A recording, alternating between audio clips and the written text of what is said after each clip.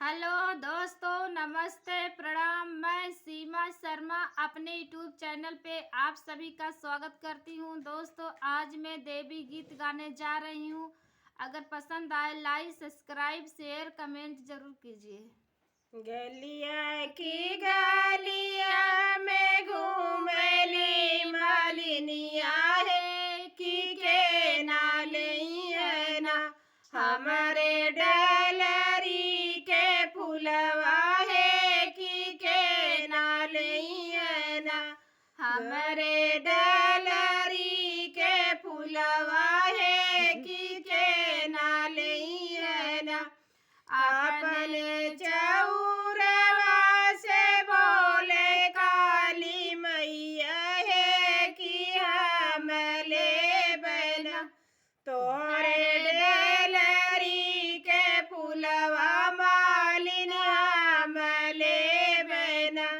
गलिया की गलिया में घूमेली मालिनिया है कि के नालिया ना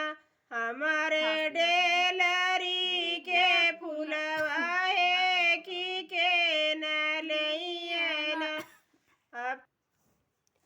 अपने मंदिरवा से निकल दुर्गा मैया है कि हम ले बना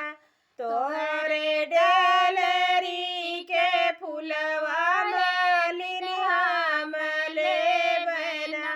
तोरे डलरी के फुलवा मालिन हम ले बना गलिया की गलिया में घूमेली मालिनिया है कि के नालिया ना हमारे डलरी के फुलवा है कि के नालिया ना अपने चौरवा से बोल शीतला मैया है कि के नालिया ना हमारे डलरी के फुलवा